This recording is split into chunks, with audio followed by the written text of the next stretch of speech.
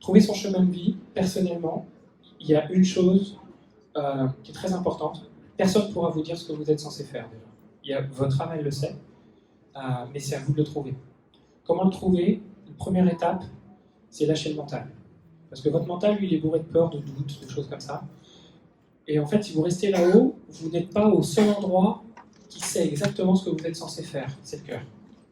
Donc en fait, ce qu'il faut, c'est, je vous conseille déjà à faire de la méditation tous les jours, à vous remettre à l'endroit qui a les réponses, pour pouvoir les entendre.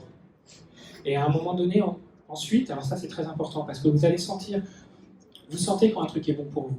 Et parfois, vous avez envie d'y aller, vous ne savez pas pourquoi. Le mental, il vous dirait, ah mais non, mais je ne sais pas, il y a un truc là. Suivez toujours ça, que ce soit où que ce soit dans votre vie. Ensuite, ce pourquoi vous êtes fait, vous avez toutes les qualités pour le faire. C'est-à-dire que tout ce qui s'est passé dans votre passé est un indice. Déjà, regardez où vous êtes né. Évidemment, si jamais vous êtes né dans une tribu dans la forêt amazonienne, c'est probablement que votre chemin de vie, c'est pas d'être astronaute. Non, mais ça paraît.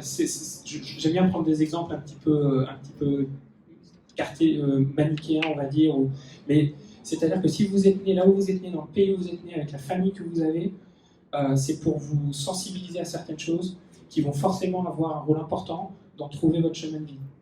Regardez les qualités que vous avez naturelles. Un astronaute, il va forcément être un génie des maths et de la physique. Obligatoirement. Donc il va avoir toutes les qualités pour ça.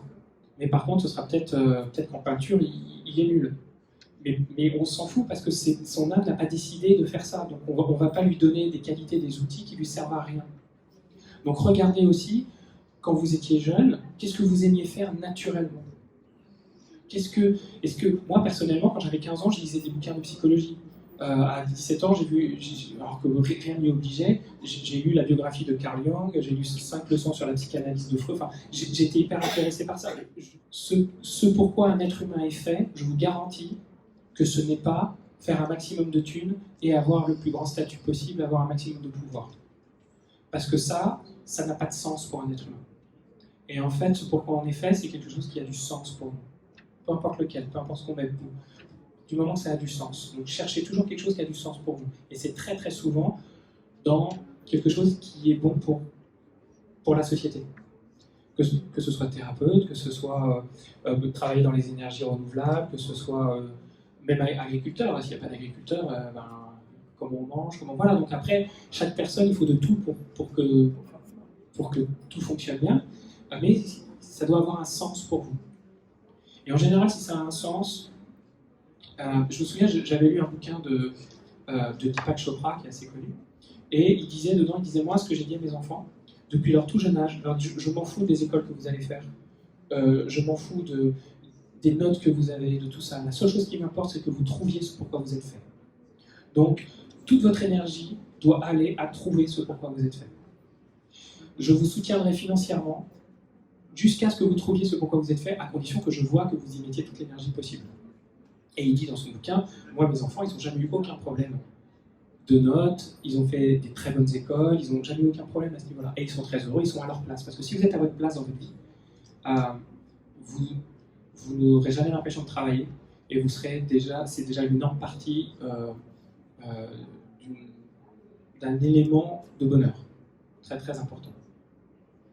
Donc ça, voilà, c'est très très important pour trouver son chemin de vie. Suivez votre intuition, passez à l'action. Il ne s'agit pas d'être sur son canapé et dire « Ah là là, je ferais bien ça, ah oui, c'est ça, et puis être dans votre tête, et puis jamais passer à l'action. » Il faut y aller à un moment donné, il faut essayer, faites des formations, des journées d'introduction, des trucs comme ça, puis suivez votre être, et parfois, votre être, il va vous amener quelque part. Vous allez être sûr que c'est ça. Moi, au début, quand j'ai commencé la PNL, j'étais sûr que c'était ça. Mais il fallait cette certitude pour que je m'y donne à 100%.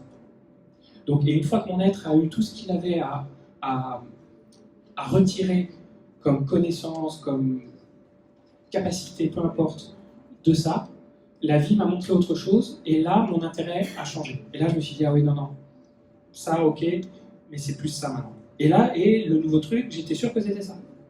Le marketing, au début, j'étais sûr que c'était ça. Mais en fait, ça m'a donné une sensibilité pour pouvoir communiquer. Et puis après, petit à petit, j'ai fini médium guérisseur. Tu comprends ? Et aujourd'hui, je suis sûr que c'est ça. Mais je ne sais pas demain, voilà. Donc ce qu'il faut, c'est aussi avoir une flexibilité intérieure. J'aurais pu me dire, j'ai fait 6 ans d'études après le bac, j'ai pas gâché 6 ans d'études, de l'argent, du temps pour aller faire un an, non, je vais rester où je suis. Ça, c'est la pire erreur. Ne faites surtout pas ça.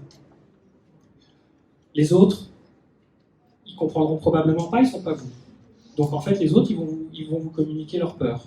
Oh, mais mon Dieu, mais comment tu vas faire? Mais il y a du chômage, mais tu ne te rends pas compte, à l'âge que tu as, oubliez, j'ai envie de dire communiquez même pas.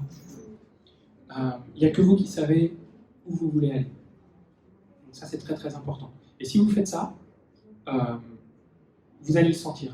Mais connectez-vous au cœur de toutes les manières, c'est votre boussole. Le mental, il se croit tout puissant, il n'a aucune puissance. C'est un outil nécessaire, il ne faut pas, voilà, mais il faut le remettre à sa place.